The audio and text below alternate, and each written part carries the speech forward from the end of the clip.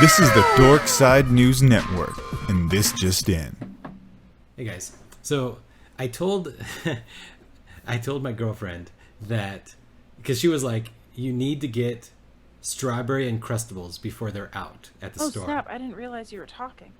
Oh yeah. Have I been gone this whole time? Oh, I accidentally turned the volume all the way down, and I was like, "Oh, we're just waiting." All right, I'm sorry about that. I'm back. Okay. So she was like, you got to get strawberry Uncrustables because she works at a grocery store, and she's like, they're out of milk, they're out of eggs, they're out of all this stuff, and so I was like, okay, I'll get it after she gets home from work, and she was like, no, they might be out. So then I went to Vons, and they only had 2 boxes left. Right, because everything's cleared out because of Corona. So I grabbed one of the last 2 boxes. I don't want to be greedy. I just took one, and so I told her that, hey, I traded 2 rolls of toilet paper for 15 Uncrustables, and I think I could have gotten 30, but he offered the other 15 grape, and she won't eat it anyways. So I could see this deep desperation in the guy's eyes. So I was nice. I let him have the 2 rolls of toilet paper, and then he ran off to the bathroom. So I felt like a good guy. And then I did like hashtag Mad Max, and she was like, "OMG, where was this?" And I'm like, "Okay, we've reached the real end times when she actually believes my crazy stories." She's like, "This could happen." So, This could happen. God. hey James, I got a so text. we did start Oh, recording. go ahead. I'm sorry. We did start live. recording, so we are live. Oh. So, yeah, we are live. I'm James. I'm the host of Dorkside News, and I'm not wearing pants. No, I am. I'm just kidding. With me, as always, I have Rich. Rich, you can wave. I'm pretty sure they could figure out by logical deduction which one's Rich and which one's Gabby. Look at her backdrop. She could be rich. She could be, yeah. And then Gabby with our possible semi-permanent role, also on Dorkside News. Yeah, we're in a new format, so we're all at home, and we're all recording like this because, well, I want to say it's because of the coronavirus has quarantined us all, but it's also because I'm just really lazy and don't want to go out. No, this was perfect, James. Social distancing. Yes. All right. But Gabby, what were you going to say before I told you that we were live? Something that I wouldn't say live. Oh, that's good.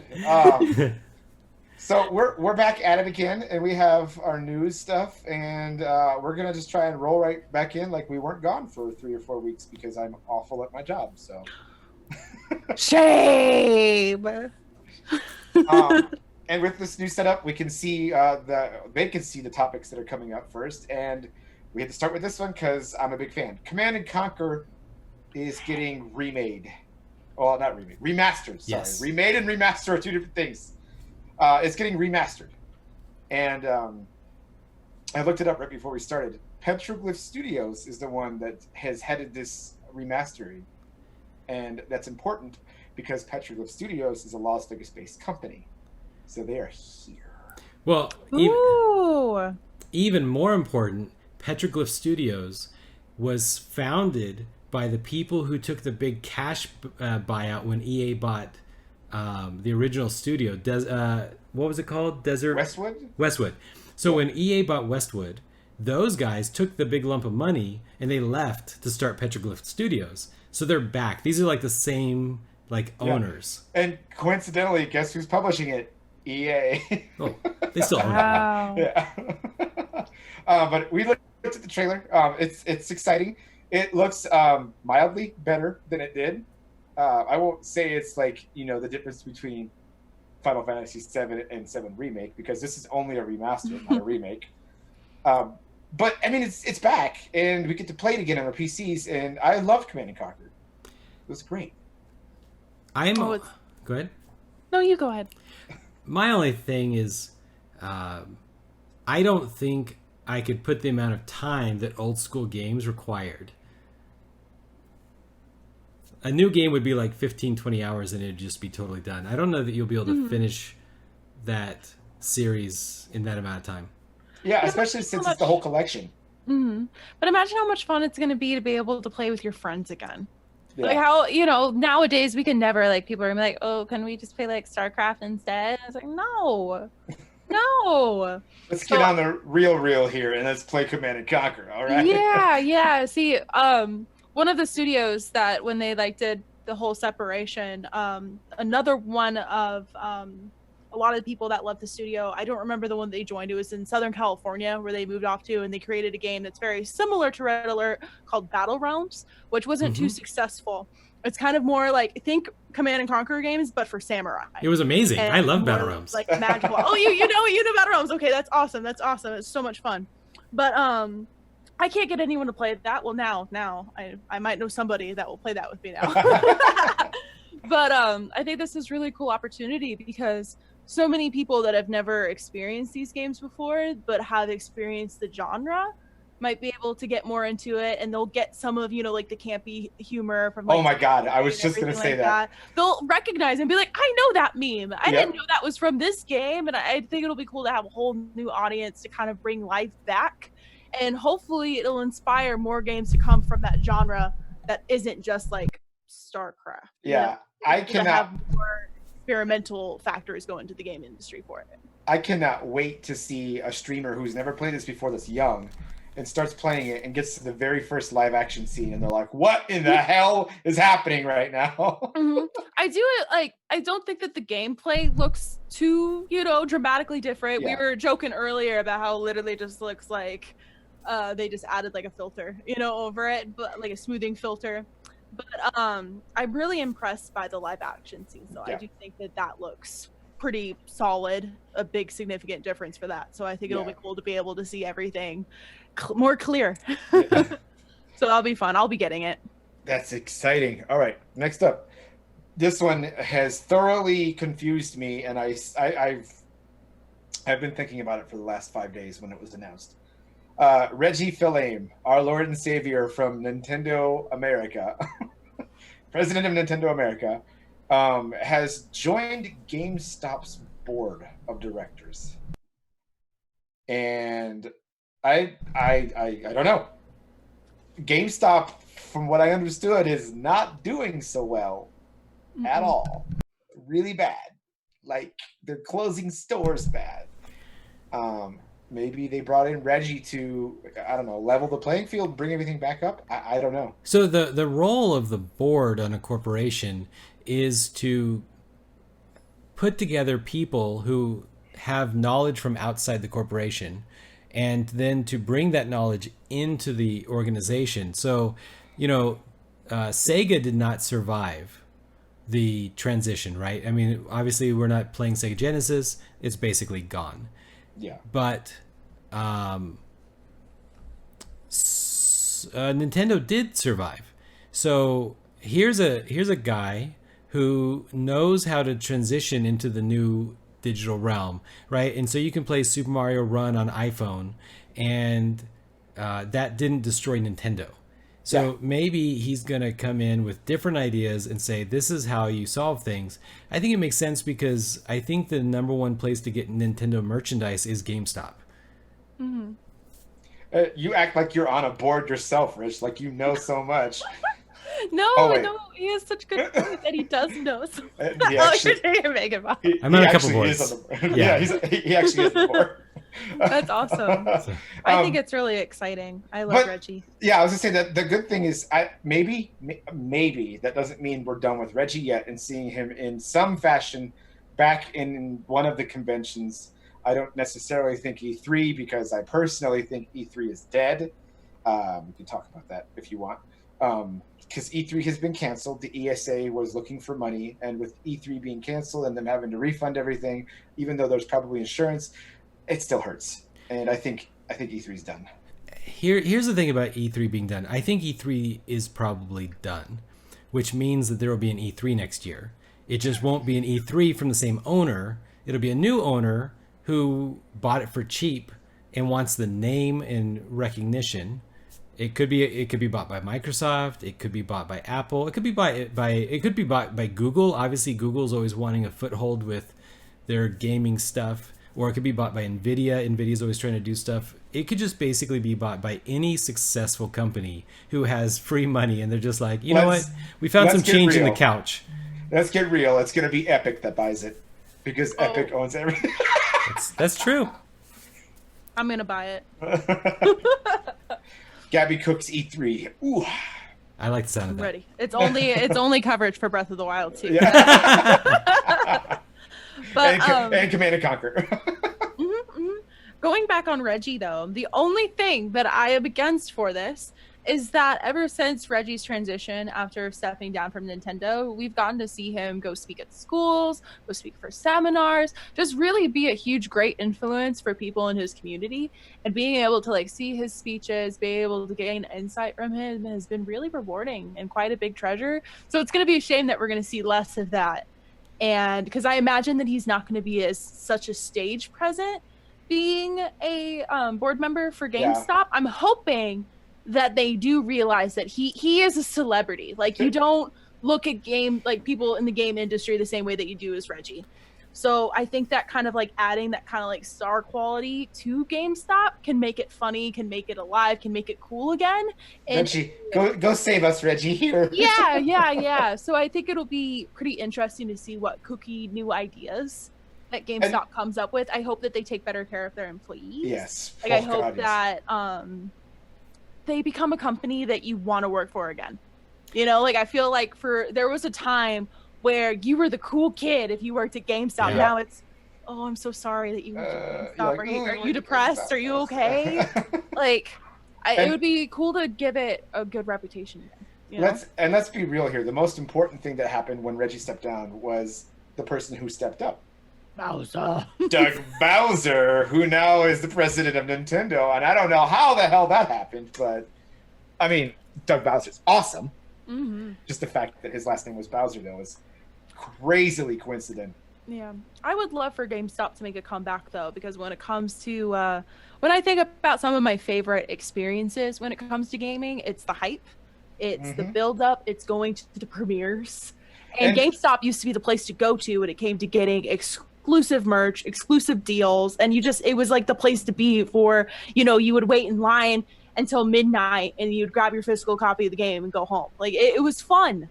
And I do want to point that specific part of that you said. There's a big thing that GameStop used to do all the time, and that's demos. They used to have demos for everything. They still do have demos for everything, but I mean, and people are asking, do demos still work? People are saying that, I don't know, maybe yes, maybe no. Well, there's 100% proof that demos still work because the Final Fantasy VII demo just came out. And its sales went through the roof the night that demo came out. And everybody's excited about it now because they got a chance to see what it's like. And they're like, I'm in. I'm all in. And I was one of those people. I'm all in. I already have it pre-ordered. I'm ready to go. I'm all in. And so I'm hoping maybe GameStop can understand that that's part of the allure that they had. Maybe they can still do something with it. I don't know. I do think that this is a last resort. I think that they are paying Reggie a unfathomable amount of money and saying, please save us. This was it. This is it. And don't forget who else GameStop is. Do they own, partner with, or whatever? But ThinkGeek. ThinkGeek, yeah. Yeah, and ThinkGeek has all the cool stuff. Like half of my house is ThinkGeek. So it's a shame about their website. I just assumed that meant that they were going down the ship with GameStop. So. But. I mean, they definitely lost most of their employees, right? Like most, the people who used to make all those cool videos and the people that made all the cool, like text that would make you really excited about the merchandise, and they're like crazy and goofy. Like those people are gone. I mean, so they're probably on Patreon somewhere doing something else. I just like that. The final note for this is Reggie's not done. Reggie's still going. I'm so happy about that. Now, the thing about the board, though, is the board only meets once every quarter. And so a board member only works 8 hours every 3 months. Dang. Yeah. That's a lot of money to get paid for 8 hours. Okay. Next up. So, I'm excited about this. But there's some issue here. So we all know Last of Us 2 is coming.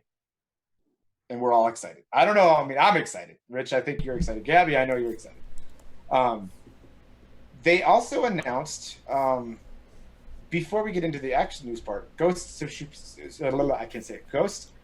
Tsushima's release date. They announced that. Now, it's important that I bring this up because right after they announced Ghost of Tsushima's release date, they announced Last of Us, the TV show. So I'm excited that Last of Us is getting a TV show.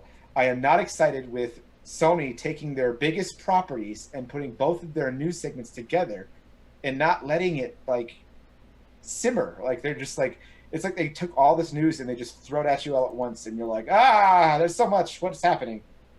Yeah. I'm trying to think of when everything was announced. Like, I almost wonder did everything get announced after E3 was canceled? Yeah, I think it did. Yeah, I'm pretty sure it did. So here's what we know about HBO's Last of Us show that's coming. It's coming to HBO. Which is promising. That's cool. Yes, you know that they'll be like true to the mature nature. Yes, and there's some good people working on it. And when I say good people, I mean the most important person working on it is Neil Druckmann. Neil Druckmann, who wrote The Last of Us, is going to be writing the show. So there's positivity for you right there. It's also being worked on with by Craig Mazin, who's he created the miniseries Chernobyl, which everybody knows on HBO. And there was also I forgot, there was one other name, but there's another name, a woman, I feel so bad, who was tied to it, who did Game of Thrones. And so they've had all these people, they're pulling them all together for this show. Now, super excited about it because it's going to be awesome. But I have one issue with it. They said they're just going to do The Last of Us as a TV show. And that's what they meant. They're doing the game that already exists and the story that already exists as a TV show. I'm sure they're going to add filler. Like, I'm sure they're going to add their own and, like, add more development for certain side characters. And kind of like, well, I mean, The Witcher's not the best example. But, like, I mean, kind of like how... The reason why I'm going to compare it to The Witcher is not necessarily for, like, writing and story, but that kind of, like, side quest now, do you love Witcher as the best show of last year? I don't think so. I actually didn't love The Witcher, okay, but I think it was fun, but I had my... But you recognize the world, like, generally recognizes Witcher as probably one of the best shows of last year. Yeah, absolutely. Right. I mean... It's big. It's big. Mega big. Yeah. It kind of stole Mandalorian away from me. Like, so I was just like, oh, Mandalorian's the best show. Oh, wait, nope, Witcher. Like, now I like Witcher. Yeah, I agree with that. I agree that that's the way that most people were like, yeah, that's a big one. So, with The Last of Us. Now, James, did you like Game of Thrones? For the 3 seasons I watched of it, it was all right. I never actually finished it, so... I've watched all of Game of Thrones. Did you like Game of Thrones? The last episode. So, the thing about this concept is, and this is what I said before last week to James, The Last of Us has sold 17 million copies. And do you know what the viewing numbers are for Game of Thrones episodes? I'm really, really, really high. 17.8 million views. Viewers, not views, but viewers. Opening night. Not even like over like weeks and months, but 17.8 million viewers for the opening night of an episode. Wow. That's incredible for such a exclusive show. So that's where I think that if The Last of Us was so good, which I had never played, and so oh my God, The Last of Us was so good. Great. I'm glad about that because there's so many great games. I think The Last of Us has an incredible story. I actually cannot stand the gameplay. I feel extremely chunky. I prefer to watch people play that game. Okay, to be completely honest, I prefer to watch it. I used to beg my fiance to play it so that I wouldn't have to, but I was so invested in the story. I was like, no, we need to come on. I was like, why don't you play it? You play more games than I do, Gabby. Like, why aren't you playing this one? Because it's scary and it's hard. Like, please play this for me. The only issue with I have with it, and it's a very minor issue. I still think the show is going to do amazing. Yeah. And Rich, I apologize. There's going to be a very minor spoiler here. I love spoilers, James. I love them. The game starts, and it starts with a major death. That's how the game starts. So it's oh god, no, his name's Noel, right? I forgot all of a sudden. Joel? Yeah, Joel. Wow, I just Joel. Joel's daughter dies right at the beginning of the game, and that's how the game starts. But it starts with her dying, and then The big sad. 20 years passing, and that's where the game picks up. That's where you start. So my only issue is they have 20 years of filler that they could do anything they want with about how they got to the point at Last of Us, instead of just remaking The Last of Us. They have 20 years. I of see stuff how they that can could be really fun and really cool, but then you wouldn't have Ellie. do. That's the Okay, selling that's point. fair. It's You gonna wouldn't be have a major Ellie. selling point. Yeah, but then you would also have, like, imagine 5 weeks after the outbreak, what it would look like then. Imagine 1 year after the outbreak, Yeah. like what the world. Who would look knows? like. Maybe they'll show like a little montage. That, you know? Yeah, that'd be cool. That'd be cool. I'm Yeah. excited about that. Everything is better artistically the second, third, fourth, 500th time. I mean, like if you're a painter, you do hundreds and hundreds of the same painting over and over again until you get that like $1 million painting. And I just think risking like I guess 20 years of backstory on a show just because some people are bored of the story that was already told is too big of a risk for probably a very expensive production. You know, we were mentioning Game of Thrones earlier. Yeah. And I know that it got canceled for the prequel, but I don't know if both of them did. Wasn't there 2 different prequels? They're both was. canceled. Yeah. Oh, they're both canceled. Okay. Yeah.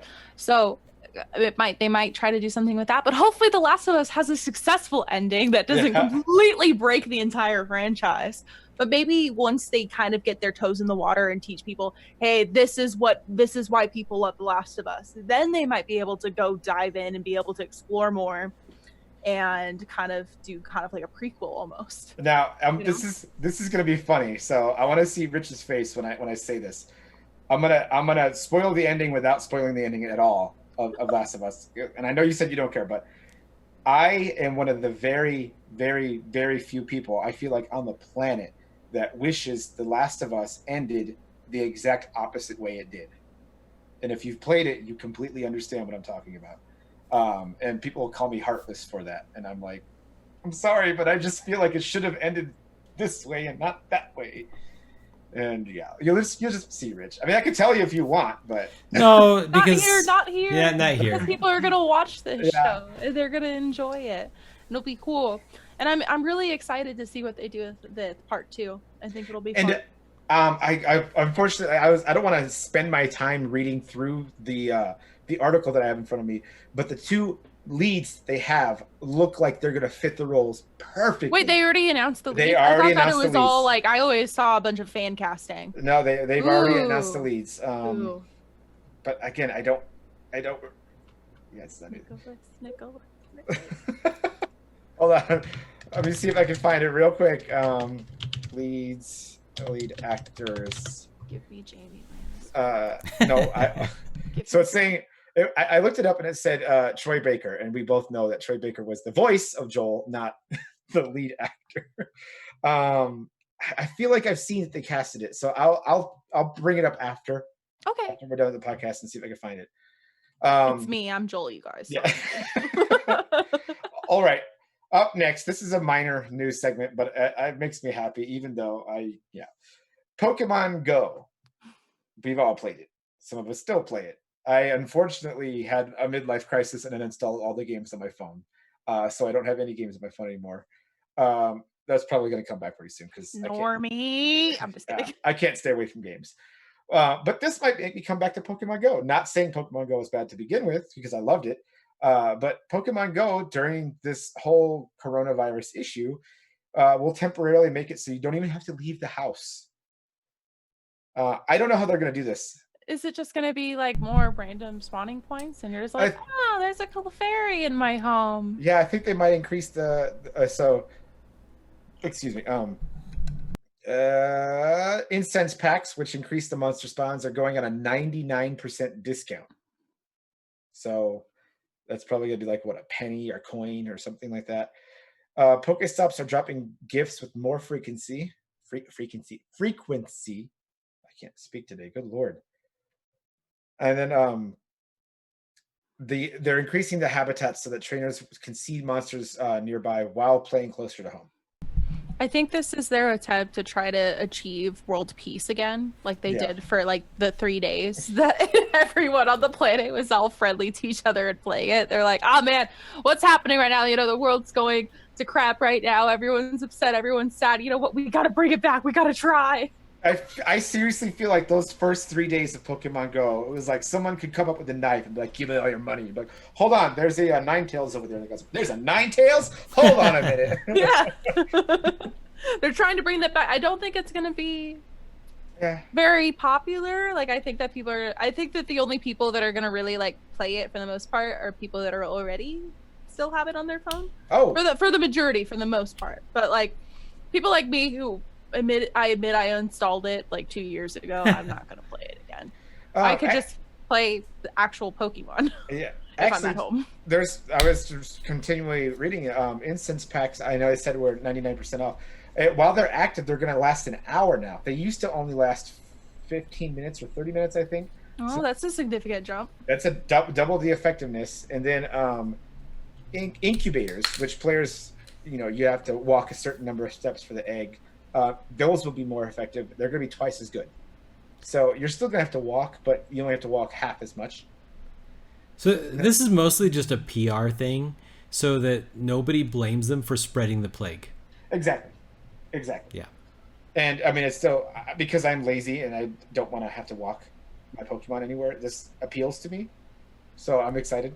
Yeah, I don't think this is meant to get people back into the game so much as just saying don't blame them for who killed your grandma or something. Charizard, no! And then, Gabby, again, I know you're a Pokemon fan. If you haven't seen the news or played in a while, Genesect is coming out soon, so pay attention to that. That'll be cool. Yeah. And Genesect will also require tasks that can be completed by individuals instead of having to go raid. So that'll be interesting. It's going to be awesome. All right, next up. Overwatch's Archives event is live now. And that's the PvE, you know, thing that they've done several times before. It's a little different this time. Not too much different, but it's a little different to where you now have daily quests to give you the rewards, most of the rewards that you would get from the Archives. Symmetra has a really crazy, like, Jackson Pollock skin, which me saying that now makes it sound really dirty, and I didn't mean it like that, but it's she's got paint everywhere, and it looks really cool. But, I haven't seen that one yet. I saw Anna's. Yeah, it's super cool. But the two I wanted to bring up was one. Let me see if I can scroll down and you guys can see it. I don't know. Yeah, it's not there. So I'm sharing my screen so they can see it. You guys can look it up. Do not share your screen. I'm not sharing my screen. That's right. There is Bear Man. Actually, you can share your screen. Share your screen. It's fine. Okay. All right. So if you're listening to the podcast, you won't be able to see this, but if this is just 'cause I want to get the reaction out of them so everybody can. Ooh, okay. I'm excited for this. So, and let me actually bring it up a little bit because you can see it. There's the first skin is called Bear May, and it looks like bears. I mean, well, I don't know what to say. It's bears. It literally looks like her same outfit but a different color variant. It's a purple, but there's little bear faces everywhere, and Snowball actually looks like a bear instead of. Snowball does look adorable. I'll give it that. Oh, and her little charm, I just noticed that too. She's got a little bear. So that was one thing that I liked. And then the other thing, I'm going to play this for you guys so you can see it. But this is the greatest thing ever right now. Again, people on the podcast, sorry you won't be able to hear this, but we're seeing a giant fluffy cat. It's so big and fluffy. Now, I played that for them because this is important. If you remember, way back when, there was rumors before Brigitte came out about Jetpack Cat. And of course, those rumors were proven incorrect. But they wanted to put Jetpack Cat still in the game. So Brigitte's cat is the Jetpack Cat that we saw before, and Jetpack Cat is gigantic. It's It's almost such a as big big cat. as Brigitte is. It's I huge. wish my cat would be that big. If this were like real life, taking Brigitte's size into effect and then the cat size, it's got to be like 100-pound cat. It's It's huge. like it's the size of like a year-old German Shepherd or the size of a golden retriever. Yeah, it's huge, but it's awesome. So Overwatch's event is live right now. You can get all this cool stuff out of it. There's been some issues with it, but mostly everybody's enjoying it. Numbers aren't necessarily going down, but they aren't necessarily going up either. So, I mean, it's Overwatch. But the last little cool thing, and again, I don't know if you guys can see it right here. Junkrat has a skin with the jetpack, or the wheel in the back. And if you turn it around and you zoom in, you can see a sword and a shield. That sword and the shield is an Easter egg from World of Warcraft. It's the same sword and shield that you see in the Undercity. It's the Crest of Lordaeron. So it's cool that they've kind of brought it together in the other way. Because you'll see some stuff cross over like Heroes of the Storm or stuff like that, back and forth. But it's here now. They've done it before with a few other things. Like Zarya has a Diablo skin, which is pretty cool. But this is cool that they pulled in an Overwatch reference. I just like it. It was cool. That's fun. And I have the video that was showing that whole thing with the Crest of Lordaeron and what it looks like is one of my favorite scenes in all of Warcraft because it has to do with one of my favorite characters, Arthas, murdering his father. And yeah, it's cool. Not the murdering part, just the scene itself. Thanks for the clarification. Yeah. We were worried. So next up, we have a couple trailers came out. Wait, are you gonna play these two, or are you gonna stop sharing? I'm going to show you. I'm not going to play them. I'm just going to show you some quick snippets real quick. But Doom Eternal is coming out, and it's coming out soon, and I'm super excited. It's going to be awesome, and that's it. That's all you need to know. Go pick up Doom Eternal. So are you Done. going to be just completely dishing Animal Crossing? Is that the way it's going to be? I am unfortunately forced to dish Animal Crossing because I don't have a Switch. I would love to play Animal Crossing, but I don't have a Switch yet, and it's just not in the cards for me right now because money is tight and the coronavirus is killing more than just people's funds and everything else. So yeah, true that. Doom Eternal's coming. There's something called Climb Bros. Yeah, whatever. But this is what I wanted to show you guys. And again, we're not going to play the whole thing so that way you guys aren't sitting there just listening to us react to something. But there's a game called Invento coming out on the Switch. And the theme of it just had me laughing hysterically. Invento is about a cat who makes lunchboxes. That's very cute. That's all it is. You are a cat who is putting together a bento box in the way you would play Tetris, kind of. It's a puzzle. You have to try and figure out the puzzle, build your bento box, and then, I guess, go out and live your day. But I know a lot of friends that would really like this. Yeah. And just looking at the game mechanics, it looks like it's really fun. Like there's pieces where you split, other things apart. You swap pieces, you put stuff in and out. It's a puzzle game, but it looks like a really different puzzle game, but in a fun way. Not like I don't want to play this game ever. I love puzzle games. I love Tetris. I love things like that. So a good way to balance out the danger and the badassery of Doom. Minecraft has bees Great way to now. balance it. Yes. Man, I need to get back in Minecraft. Join my server. I need to get send me info. I need to get into Minecraft because I haven't even played it yet. So we'll get you hooked. We'll get you hooked. Every time I hear stuff about it, they're like the diamond sword and this stuff. I'm like, I don't know what you guys are talking about. All right. Continuing on a little bit with the Overwatch news. This was important, especially to me. Overwatch's lead writer, Michael Chu, who I love, he was responsible for most of the Overwatch lore and why we have such good stories of Overwatch for the stuff that does exist, even though it's in-game or it's specific. Michael Chu was responsible for most of the lore, and he has left Blizzard. And that made me sad. Michael Chu is one of their best resources for story. And he just left. Now, I don't believe, and it's a developing story right now, and Blizzard is not really commented on much yet. But I don't believe he left in bad terms. He's a 20-year veteran. He's been there forever. Yeah. So I'm thinking maybe he was just done. But if you guys can still see it, that's a picture of Michael Chu. And I swear to you, when I read that he's a 20-year veteran of the industry, I was like, he doesn't even look like he's 20. How could he be a 20-year veteran? Well, he started when he was 6 years old. That was when they hired him on to work on Diablo. And he did some fantastic. I'm just kidding. I was like, "Oh, tell me the story. This is awesome." When he was 6 years old, he was brought on. No, I have a vision.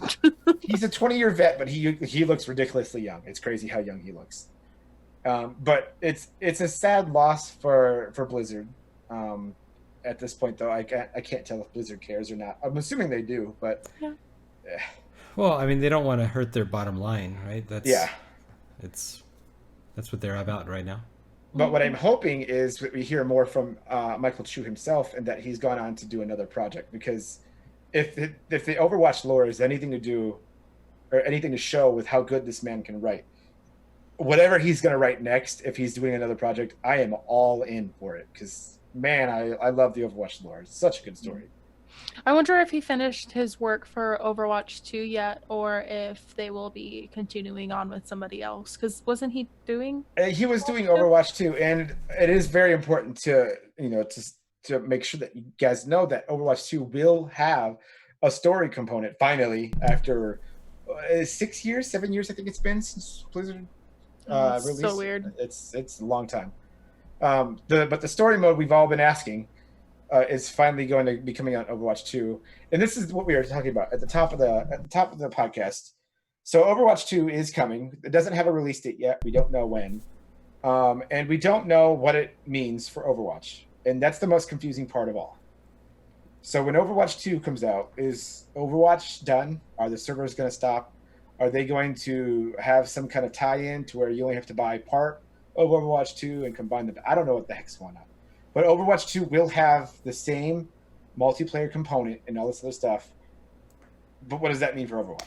If they copy EA, and I'm pretty sure that Blizzard and EA both have the same approach to making money now.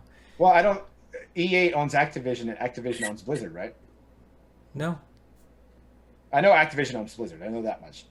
Yes, but EA doesn't own either. Okay. So EA and Activision both have kind of the same approach to making money.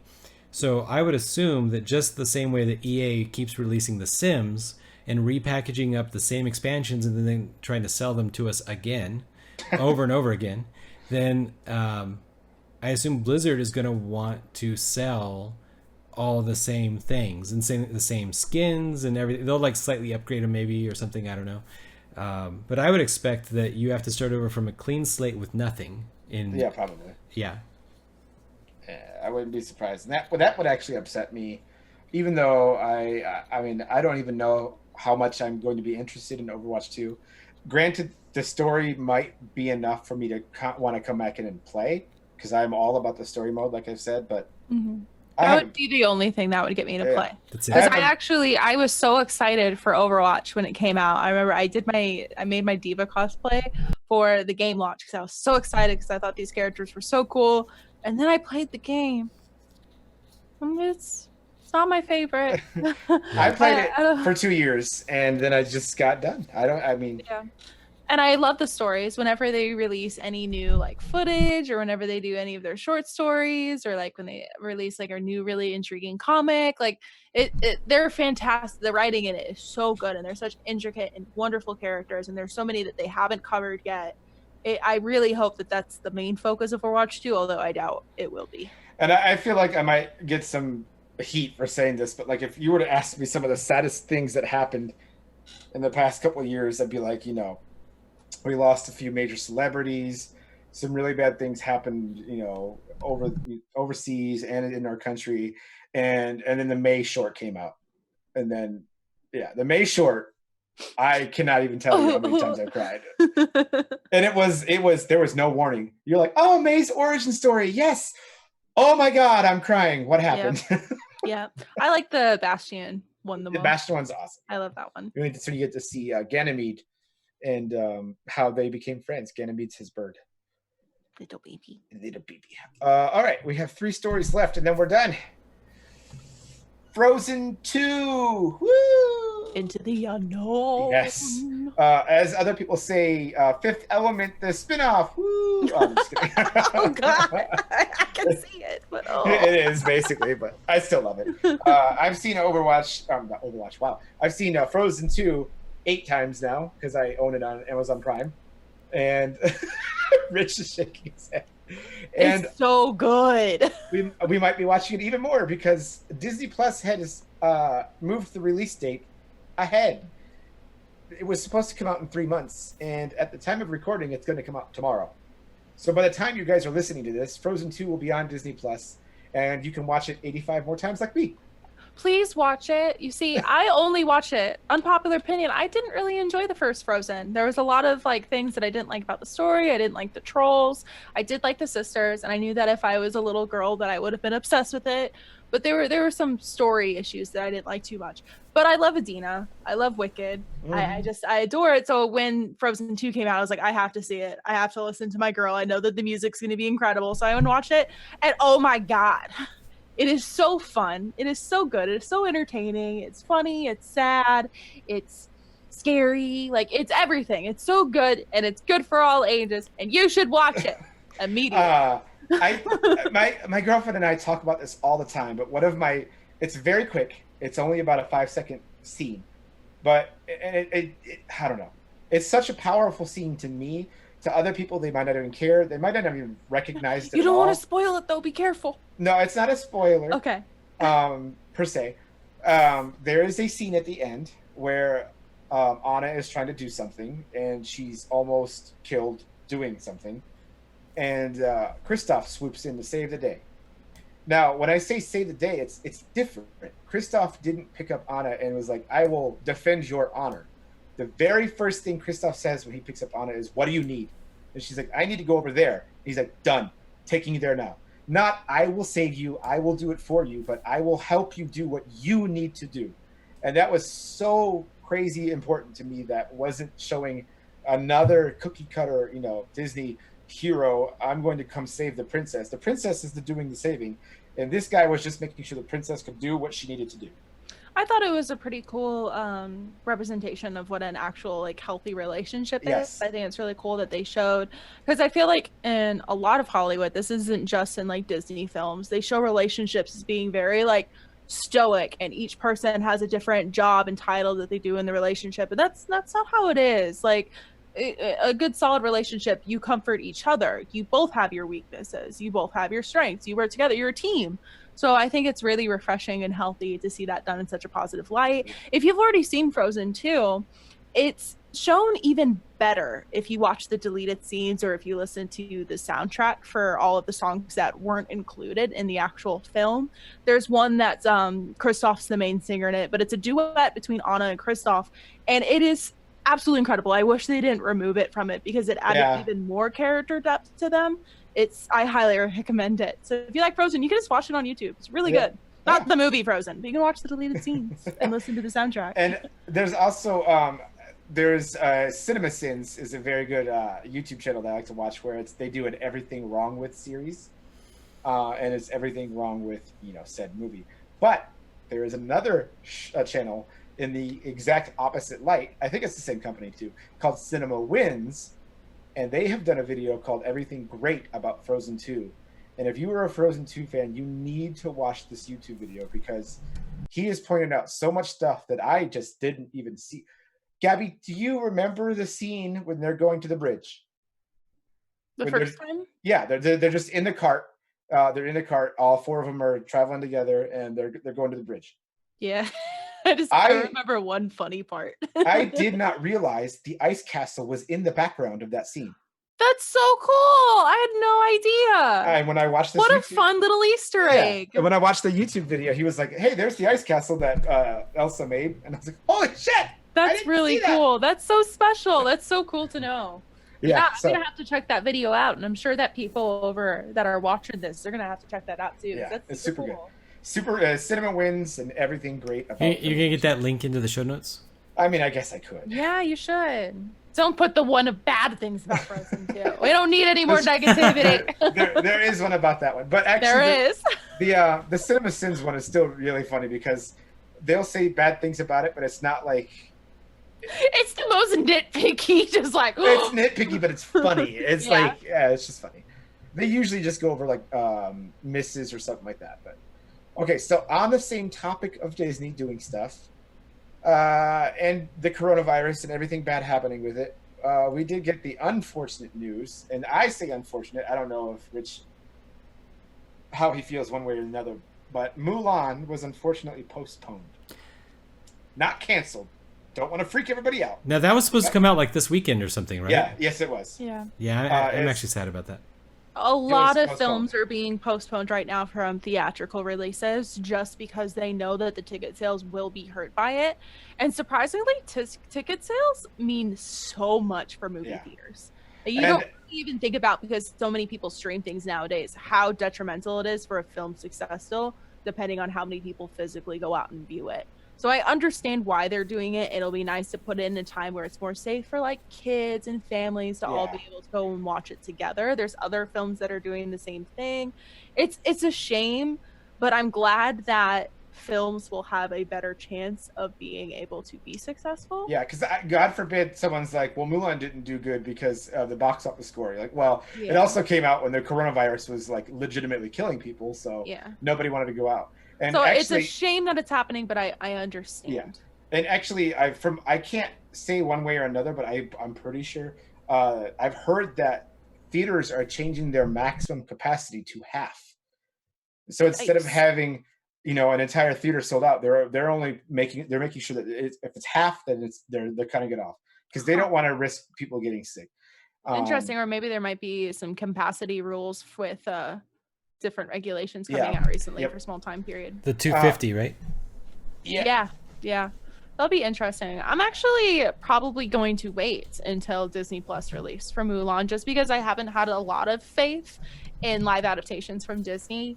I think that the only one that I was just like, that was a movie, that was fun, that wasn't too offensive, was probably Beauty and the Beast. But I really didn't like Aladdin. I really didn't like Lion King. I liked Lion King, but I liked it for two scenes specifically. Other than that, it was okay. Mhm. But there's two specific scenes that made me like Lion King a lot. I didn't make it past about 20 minutes through Beauty and the Beast. I just thought this was the most boring It movie is. possible. It is, but it wasn't offensive. You see, the first 20 minutes of Aladdin, I found that to be offensive. Same with some of the things. Lion King does not have Be Prepared, therefore it is an offensive movie. I don't want anything to do with it. It doesn't have Be Prepared, but they did say farted during the Hakuna Matata scene, so that was funny. I don't know. And then they actually did have a Beauty and the Beast. That's the other scene that I liked so much, was the Beauty and the Beast reference in Lion King, when Timon comes out and does the Be Our Guest opening song. It was so funny. But on top of that, Mulan wasn't the only one that was hit by this. Like Gabi, you said, there's going to be several movies, but the other important one was New Mutants. And I wanted to bring up New Mutants specifically because New Mutants is a cursed movie, apparently, because there's been so much stuff happening with this movie. It has been, delayed and then canceled and then uncanceled and then changed, and now it's coming out, but now it's postponed. It's just So the last time we talked about New Mutants, I'm pretty sure that we said that it was probably never coming out because it doesn't really fit the MCU goals. Yep. And basically, by them having any character in New Mutants, they can never have that character in the MCU for like the next 4 to 5 years, something like that. Until people forget. Yeah, until people forget. Yeah. So it kind of doesn't make a lot of sense, but they already paid for it. They own it. Then they paid a bunch more money to reshoot it, and it's supposed to be really good now. Now, Disney fixed it, and this stuff we saw, because we did see the newest trailer. Yeah. It does look really cool. We won't know because it's been delayed again, postponed. So yeah, unfortunately, this has caused some stuff to happen, and that's where we're at in the world. Yeah. And then the final story, and to me, this is huge. This is a major story. Sony Santa Monica head Shannon Studstill has left the studio without warning. I think too. It just happened. It just she was gone. I wonder if it was sudden for the company or just sudden for us. But I feel like people talk. Well, and I think Oh. I think it was on both sides because Yeah. where she went is she is now the head of Stadia Games Entertainment Studio. So she went to Google, and I think that's the other thing is like we already know Shannon was basically a millionaire because of the games she had worked on. She worked on God of War, and she worked on God of War, both of them. And you know, she's had her hand in a lot of the good games that Santa Monica Studios have made. But you know, Google is infinite money, so I'm sure they were just like, we'll give you what you want, and you come work for us over at Stadia, and that's what she did. What is up with everyone moving around and leaving right now? It's the crazy. Disney CEO, the MGM CEO, Reggie. yeah. I just feel like everyone's kind of moving around right now. I don't understand what's happening. Oh, and that's actually backtracking a little bit. The E3 cancellation was actually on the heels of some other news that happened with that. The I think it's the entertainment director. I forgot what his actual title was, but the guy who does everything for E3, Keeley, left right before they canceled E3 for the coronavirus. So Jeez. everybody is leaving and moving around. And Yeah, it's an interesting time, and I almost like I have high hopes. I feel like with everyone kind of jumbling around, and I'm sure I forgot his name. We just talked about him when we're talking about the writer from Overwatch who worked there for 20 oh, years. Michael Chu. Yeah, I feel like he's not over. Like he's not retired. I He's really gonna hope come up with not. Something. Yeah. Hopefully, create something else that's totally awesome, totally reinventive. And I feel like all these other everyone else is moving around. It's just going to create new ideas, more Now- potential for other people to be able to have a voice. So it'll be really interesting to see what comes out in the future in the next couple of Yep. years. Now, the important thing to note, I would credit Shannon Studstill's, let me backtrack a second. I would credit Santa Monica Studios' success on Shannon Studstill herself, because they were on their last leg when she came in and she fixed everything. And again, she didn't do it alone. You know, she has a good team and everything, but she is one of the biggest reasons why Santa Monica Studios picked up their stuff and moved forward, and we got what we got. And we got all the good stuff. You gotta have good leadership in order Yep. to be successful. And I'm thinking maybe that's why why Google asked her to come work for them, because Stadia, I don't know if you know or not, but Stadia's out. People own it. People are playing on it, but there's no news about it at all because Stadia is just not good. It's not. I'm not good. She might be able to fix it though. Sure. Yeah, and that's what we're hoping. She fixed Santa Monica Studios into what the company they're in now. Maybe she can do the same for Stadia. So here's hoping. Yeah. The other thing too is I think if Shannon did leave Stadia Games after a year, I mean she can go anywhere she wants anyways. She's that good. So and then on top of that, there is also the developing story with this one. While Shannon Studstill went over there, there was also where did I see it? Hold on, give me a second. It's Yumi. Yumi Yang is now the new head of the studio.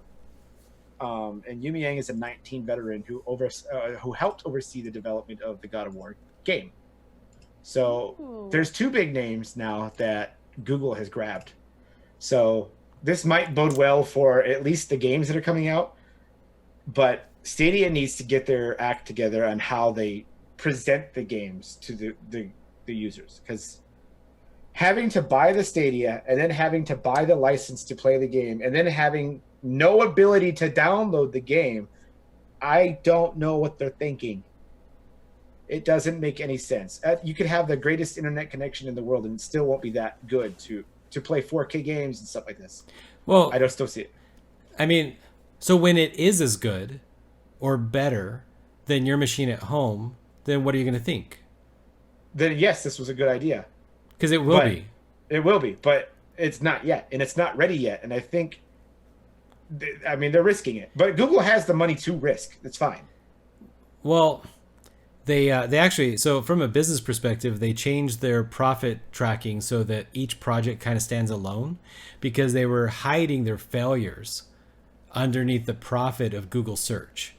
So it can't actually just lose money. They don't have money to lose because the stockholders won't let them. Okay, that's fair.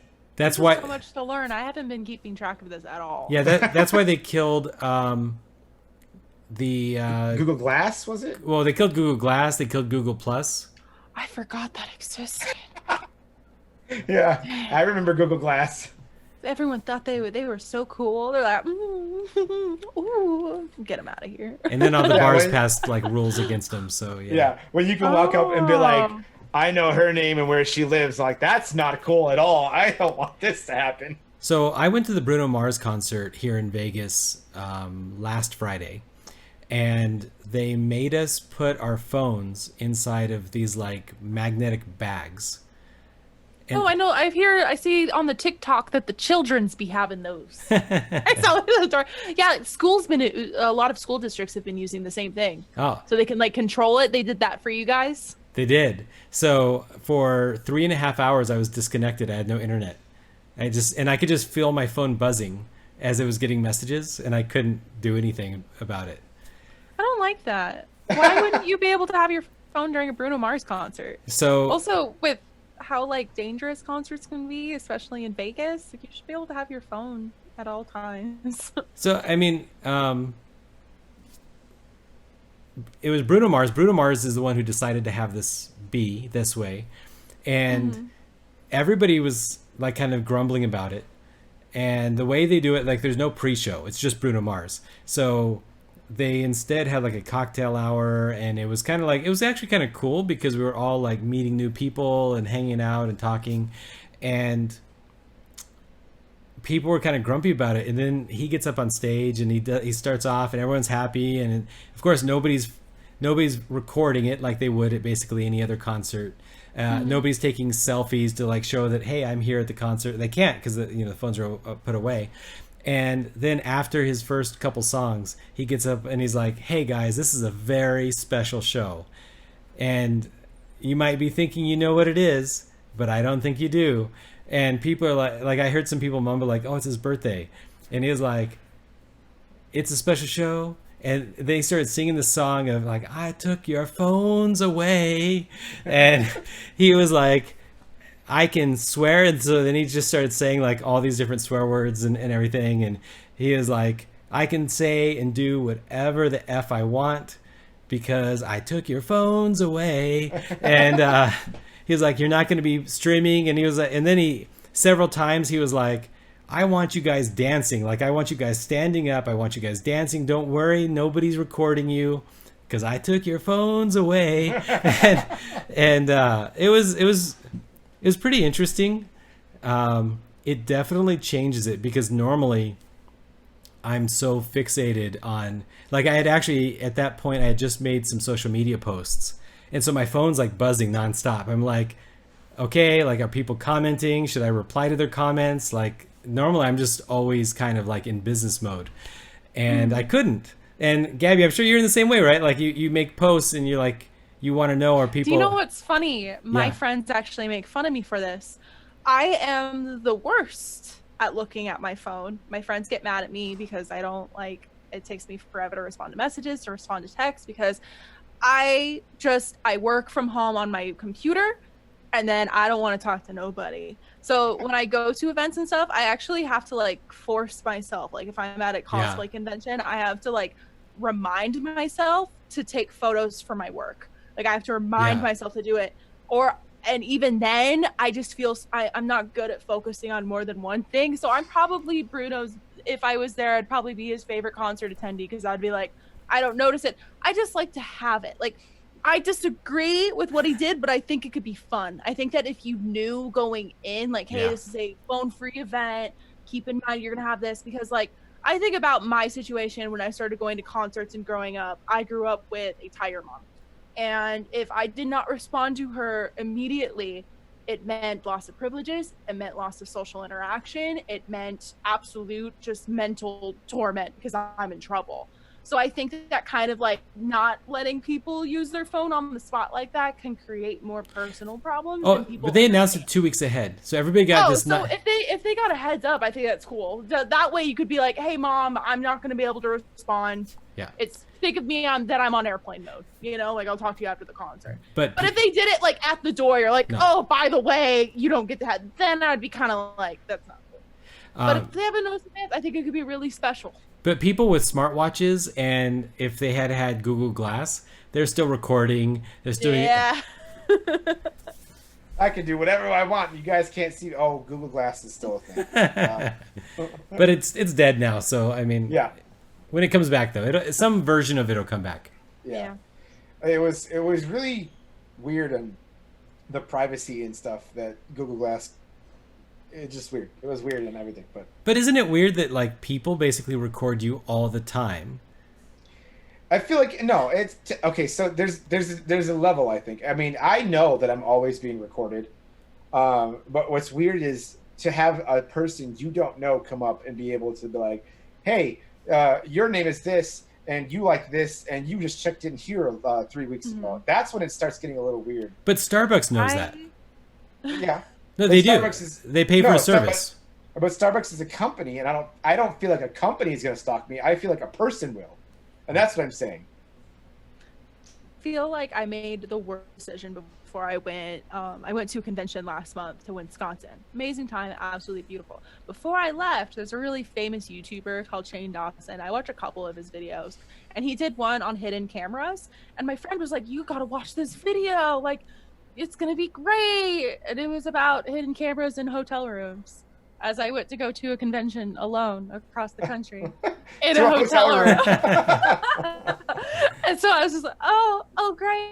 It's quite kooky.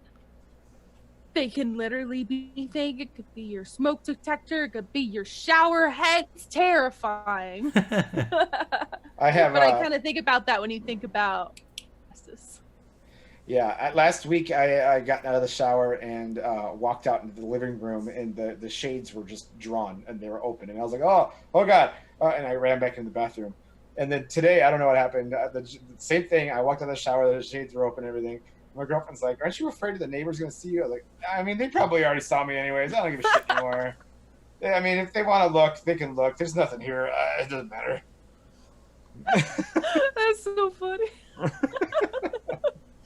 All right. On that note, I think we can come to a close on our first remote podcast, I guess you could say. Yeah. But this is the new format going forward, because, again, it's not because we're being lazy.